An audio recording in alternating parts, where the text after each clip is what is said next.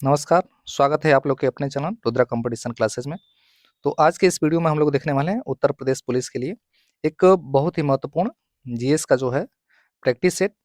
तो ये हम लोग का पहला प्रैक्टिस सेट है। इस प्रैक्टिस सेट के बाद जब आप इसको कंप्लीट देख लेंगे तो आप अपना स्कोर ज़रूर कमेंट करिए। और यदि आप चैनल पे नए हैं तो प्लीज़ चैनल को सब्सक्राइब कर लीजिएगा, क्योंकि ये पहला सीरीज़ है और ये कंटिन्यू चलती रहेगी। आपको पेपर से पहले कम से कम 20 जो प्रैक्टिस सेट हैं, जो जीएस के होंगे, उसके बाद आपके अलग से मैथ्स और रीजनिंग के जो है आपको प्रैक्टिस सेट करवाए जाएँगे, ठीक है ना? चलिए शुरू करते हैं। तो इसमें जो जीएस का इस जो पहला टेस्ट सीरीज़ है, इसमें जो पहला है क्वेश्चन देख रहे हैं आप लोग, सामान्य ज्ञान के आपके 38 प्रश्न हैं, जो कि अभी इस वीडियो में हम लोग हल करेंगे। सामान्य हिंदी के 37 प्रश्न, जो इसके बाद वाले वीडियो में हल करेंगे। उसके बाद मैथ के और रीजनिंग के जो हैं, इसी प्रकार से अलग-अलग आपको वीडियो के माध्यम से इसके टोटल हल करवाए जाएँगे, ठीक है ना? तो चलिए शुरू करते हैं। आज पहला वीडियो है ये प्रैक्टिस सेट का जीएस का। तो जो क्वेश्चन है हमारा, जहाँ से जीएस का जो ये है टॉपिक शुरू हो रहा है, वहाँ से हम लोग शुरू करते हैं इस वीडियो को। और कमेंट करके आप ज़रूर बताइएगा कि ये वीडियो आपको कैसा लगा। और क्वेश्चन के स्तर के बारे में आप बता सकते हैं, क्योंकि बहुत जो हार्ड लेवल हैं, वो आपके यूपी पुलिस में नहीं पूछे जाते हैं। तो इसको ध्यान से देखिएगा, क्योंकि बहुत सारे संस्था के ऐसे विद्यार्थी हैं जो सिंगल संस्था से, यानी हमारी ही संस्था से स्टडी करके सफल भी हुए हैं। तो आप आइए और मेरे अनुभव का फ़ायदा उठाइए और देखिए जो क्वेश्चन का लेवल है, आप अपनी जानकारी को चेक कर सकते हैं। चलिए, आइए शुरू करते हैं। तो पहला प्रश्न है कि स्वर्गीय बिस्मिल्लाह खान बजाते थे, यानी स्वर्गीय बिस्मिल्लाह खान किस वाद्य यंत्र से संबंधित थे? तो याद रखिएगा, इसका राइट उत्तर जो हो जाएगा वो हो जाएगा ऑप्शन नंबर ए, यानी शहनाई। चलिए चलते हैं अगले प्रश्न पे।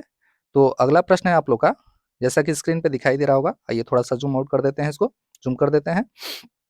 तो अगला प्रश्न है कि उड़ते हुए वायुयान में होता है, यानी कौन-सी ऊर्जा होती है?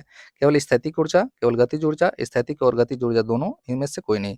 साइंस का ये क्वेश्चन है, बहुत आसान प्रश्न है, तो याद रखिएगा स्थैतिक ऊर्जा और गतिज ऊर्जा दोनों होती है। क्योंकि जब वायुयान उड़ता है तो पृथ्वी से ऊंचाई पर होने के कारण इसके अंदर ये स्थितिज ऊर्जा भी संचित होती है, और गतिमान होने के कारण इसके अंदर गतिज ऊर्जा भी होती है। तो याद रखिए ऑप्शन नंबर जो सी होगा हमारा राइट उत्तर हो जाएगा।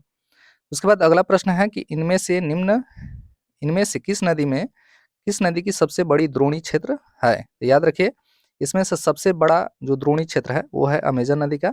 याद रखिए, ये मिस प्रिंटिंग है, इसको आप लोग सही कर लीजिएगा। अमेजन नदी का जो है सबसे बड़ा द्रोणी क्षेत्र अर्थात बेसिन है। अगला प्रश्न है कि कैंटरबरी शीतोष्ण कटिबंधीय घास का मैदान कहाँ स्थित है? तो याद रखिए, कैंटरबरी शीतोष्ण कटिबंधीय घास का जो मैदान है वो है आपका न्यूजीलैंड, यानी ऑप्शन नंबर जो सी होगा वो आपका राइट उत्तर हो जाएगा। उसके बाद अगला प्रश्न है कि किस राज्य में सड़कों की लंबाई सबसे अधिक है? आपके सामने 4 विकल्प दिए गए हैं, उत्तर प्रदेश, महाराष्ट्र, आंध्र प्रदेश और बिहार। तो सबसे अधिक सड़कों की लंबाई कहाँ है? आपका महाराष्ट्र में। थोड़ा-सा कमेंट बॉक्स में आप ये जवाब दीजिए कि जो राष्ट्रीय राजमार्ग हैं, यानी जो नेशनल हाईवे हैं, उनका उसका निर्माण करने वाली संस्था कौन-सी है? यानी कौन-सी संस्था नेशनल हाईवे का निर्माण करवाती है, उनका देख-रेख और उनका संचालन करवाती है? कमेंट बॉक्स में आप ज़रूर बताइए हमारे प्रश्न जो हम अभी पूछे हैं आपसे। चलिए अगला प्रश्न है कि परमाणु शोध तथा रेडियोथेरेपी में कौन-सी गैस का उपयोग किया जाता है? तो याद रखिए, इसमें यूज़ किया जाता है आपका रेडान का। ऑप्शन नंबर बी जो होगा आपका राइट उत्तर होगा। उसके बाद अगला प्रश्न है कि पश्चिमी हवाएँ बहती है, तो याद रखिए ऑप्शन नंबर ए जो होगा आपका राइट उत्तर, यानी ध्रुवीय क्षेत्र में पश्चिमी हवाएँ बहती है। चलिए, चलते हैं अगले प्रश्न पे। अगला प्रश्न है आप लोग का कि भारत में किस गवर्नर जनरल ने भारत में अंग्रेजी भाषा की प्रारंभिक पहल की थी? याद रखिए, भारत में जो अंग्रेजी भाषा की प्रारंभिक पहल किसने की थी? द लॉर्ड विलियम बेंटिक ने भारत में सर्वप्रथम अंग्रेजी भाषा की प्रारंभिक पहल की थी।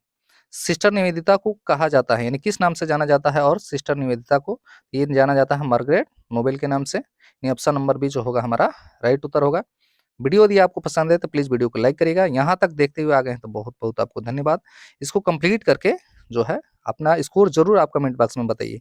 चलिए, चलते हैं अगले प्रश्न पे। तो अगला प्रश्न है आप लोग का, पूर्व केंद्रीय रेलवे का क्षेत्रीय मुख्यालय कहाँ स्थित है? तो ये ऑप्शन नंबर बी जो राइट उत्तर होगा, यानी हाजीपुर। उसके बाद अगला है कि भारत का मानक समय संबंधित है, यानी कहाँ पर भारत की जो मानक समय रेखा है वो किस रेखा को भारत की मानक समय रेखा कहा जाता है? तो याद रखिएगा 82.5 डिग्री पूर्वी देशांतर, ठीक है ना? 82.5 डिग्री पूर्वी देशांतर भारत की मानक समय रेखा है। और यह भारत का जो हम लोग का समय है 82.5 डिग्री पूर्वी देशांतर, ये ग्रीनविच के जो टाइम जोन है वहाँ से 5.5 घंटा हम लोग का समय आगे चलता है। बाईसिंग भूटिया का संबंध किस खेल से है? बहुत ही इंपॉर्टेंट प्रश्न और बहुत ही आसान प्रश्न। यदि थोड़ा भी आप लोग को जनरल अवेयरनेस की जानकारी होगी तो आप लोग इसका उत्तर दे सकते हैं, यानी ऑप्शन नंबर बी जो होगा राइट उत्तर फुटबॉल। डेनमार्क की राजधानी कहाँ है? स्टैटिक जीके का क्वेश्चन है। तो डेनमार्क की राजधानी कहाँ है? तो कोपेनहेगन। याद रखिए डेनमार्क की राजधानी कहाँ है? कोपेनहेगन। चलिए अगला प्रश्न है कि सर्वाधिक निर्वाचक क्षेत्र वाला राज्य कौन सा, यानी कौन सा भारतीय राज्य है? तो याद रखिए सबको जानकारी है उत्तर प्रदेश। बहुत ही आसान प्रश्न। उसके बाद है कि निम्नलिखित में से कौन सा देश सुदूर पूर्व देश के समूह का भाग नहीं है? तो याद रखिए इसमें जो होगा म्यांमार हमारा राइट उत्तर होगा। ऑप्शन नंबर डी जो होगा राइट उत्तर होगा म्यांमार। चलिए अगले प्रश्न पे चलते हैं। तो अगला प्रश्न है आराम हराम है का नारा किसने दिया था? तो आराम हराम है कि नारा किसने दिया था? जवाहरलाल नेहरू ने। चलिए उसके बाद है कि हालेबीड और बेलूर मंदिर का निर्माणकर्ता कौन है? तो होयसल वंश के, ठीक है ना। हालेबीड और बेलूर मंदिर के निर्माणकर्ता कौन है? होयसल वंश के जो राजा हैं वो हालेबीड और बेलूर मंदिर के निर्माणकर्ता हैं। उसके बाद कह रहा है कि पृथ्वी की किस परत में सबसे भारी और उच्चतम घनत्व वाले खनिज होने की संभावना है? तो सबसे जो लास्ट वाली केंद्रीय कोर होती है, पृथ्वी की जो केंद्रीय कोर होती है सेंटर वाली, उसमें जो है सबसे भारी और उच्चतम वाले खनिज पाए जाने की संभावना है। कोचीन अंतर्राष्ट्रीय हवाई अड्डा कहाँ स्थित है? तो ये तो प्रश्न में ही छुपा हुआ है, कोची में है, ठीक है ना। कुंभ मेला का आयोजन कितने वर्षों में होता है? तो 12 वर्षों में होता है। अगला प्रश्न है कि जबड़ाबंदी अर्थात मुंह खोलने में कठिनाई किस बीमारी का लक्षण है? आपके सामने 3 बीमारी दी गई है, प्लेग, टिटनेस, हैजा। इनमें से कोई नहीं, तो याद रखिए इनमें से कोई नहीं, ठीक है ना। टिटनेस और ये प्लेग और हैजा का ये लक्षण नहीं है, ठीक है। चलिए चलते हैं अगले प्रश्न पे। तो अगला प्रश्न है कि सूर्य के चारों ओर चक्कर लगाने वाला सबसे भारी पिंड यानी सबसे भारी ग्रह कौन सा है? तो आप लोग को मालूम है सबसे बड़ा ग्रह कौन है? बृहस्पति। और सबसे ज्यादा जो उपग्रह है अभी तक वो बृहस्पति के पास ही है। चलिए अगला प्रश्न है कि भारत में संविधान को अपनाए जाने के बाद पहला संशोधन कब किया गया था? तो याद रखिए पहला संशोधन कब किया गया था? 1951 ईस्वी में। उसके बाद अगला प्रश्न है कि दिल्ली का लाल किला बनवाने वाला प्रसिद्ध मुगल बादशाह कौन था? तो कौन था वो? शाहजहां। याद रखिए। आगे चलते हैं अगले प्रश्न पे। तो अगला प्रश्न है आप लोग का कि भारत का सबसे बड़ा डेल्टा निम्नलिखित में से कौन सा है? तो भारत का सबसे बड़ा डेल्टा कौन सा है? गंगा ब्रह्मपुत्र नदी डेल्टा, या गंगा ब्रह्मपुत्र नदियों का जो डेल्टा है, सुंदरबन डेल्टा का आप नाम सुने होंगे, तो ये भारत का सबसे बड़ा डेल्टा है और गंगा ब्रह्मपुत्र नदियों के द्वारा ये बनाया जाता है। सिंधु घाटी सभ्यता का स्थल हड़प्पा। याद रखिए सबसे पहले हड़प्पा स्थल की खुदाई हुई थी, इसीलिए सिंधु घाटी सभ्यता को हड़प्पा सभ्यता भी कहा जाता है। तो कह रहा कि हड़प्पा जो है किस देश में स्थित है? तो याद रखिए है पाकिस्तान में मोंटगोमरी जिले में, ठीक है ना। उसके बाद है जैन धर्म के अनुसार तीर्थंकरों की कुल संख्या कितनी है? तो जैन धर्म के अनुसार तीर्थंकरों की संख्या कितनी है? आपकी 24। ऑप्शन नंबर जो होगा डी राइट उत्तर होगा। मिठाइयों को सजाने के लिए किस धातु की पतली परत का प्रयोग किया जाता है? तो याद रखिए वो चांदी, सिल्वर। ये कॉमन सेंस का क्वेश्चन है, आप लोग बता सकते हैं।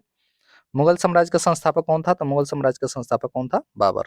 चलिए चलते हैं अगले प्रश्न पे। तो अगला प्रश्न है कि इनमें से कौन सी नस्ल की गाय सबसे अधिक दूध देती है? देखिए जो दिया गया है प्रश्न उसमें से हमको देखना है जमुनापरी, मुर्रा, होल्टीस्टीन और काठियावाड़ी। तो सबसे ज्यादा जो अधिक दूध देने वाली जो नस्ल है वो है आपका होल्टीस्टीन। उत्कृष्ट नस्ल का गेहूं कौन सा है? तो उत्कृष्ट नस्ल का गेहूं है आपका लरमा रोजा। याद रखिए ऑप्शन नंबर ए जो होगा आपका राइट उत्तर होगा। जीन क्या है?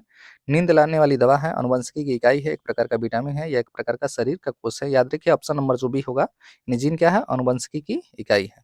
अनुवंशिकी का जनक किसे कहा जाता है? कमेंट बॉक्स में जरूर आप लोग बताइए। चलिए चलते हैं अगले प्रश्न पे। तो अगला प्रश्न है कि पतझड़ी पेड़ वो होते हैं, आपके सामने 4 विकल्प दिए गए हैं, सीधे ऊपर जाने वाले, ऊपर की ओर बढ़ते हैं और सूखे स्थानों में अधिक बढ़ते हैं, जिन पर कभी फल नहीं लगते हैं, जिनके पत्ते एक निश्चित मौसम में झड़ जाते हैं। ऑप्शन नंबर डी जो होगा राइट उत्तर होगा। हृदयघात किसके कारण होता है? कोलेस्ट्रॉल की अधिकता के कारण। कोलेस्ट्रॉल बढ़ जाएगा तो हृदयघात हो जाता है। महात्मा गांधी का जन्म कब हुआ था? बहुत आसान प्रश्न, 1869 ईस्वी में, 2 अक्टूबर 1869 ईस्वी में गुजरात में हुआ था आपका। रॉकेट फैब्रिकेशन फैसिलिटी थुम्बा स्थित है, कहाँ पे स्थित है? तो ये है आपका केरल में। रॉकेट फैब्रिकेशन फैसिलिटी जो थुम्बा है वो स्थित है आपका केरल में। अगला प्रश्न है कि उच्चतम न्यायालय की स्थापना किस अधिनियम के अंतर्गत गठित की गई थी? याद रखिएगा ये है पिट्स इंडिया एक्ट, जो पिट्स एक्ट है उसके अंतर्गत उच्चतम न्यायालय, सॉरी पिट्स नहीं, रेगुलेटिंग एक्ट के द्वारा, रेगुलेटिंग अधिनियम के द्वारा जो है उच्चतम न्यायालय की गठन किया गया था या स्थापना किया गया था। उसके बाद है अगला प्रश्न कि पृथ्वी की भूमध्य रेखीय परिधि लगभग कितनी है? तो याद रखिए ये ऑप्शन नंबर सी हमारा राइट उत्तर हो जाएगा। 40,000 पृथ्वी की भूमध्य रेखीय परिधि लगभग 40,000 है। ये रहे जीके के प्रश्न। यदि आपको ये वीडियो पसंद आए तो प्लीज़ वीडियो को लाइक करिएगा, कमेंट करके आप ज़रूर बताइएगा कि आपको वीडियो कैसा लगा। चैनल पे नए हैं तो सब्सक्राइब कर लीजिएगा।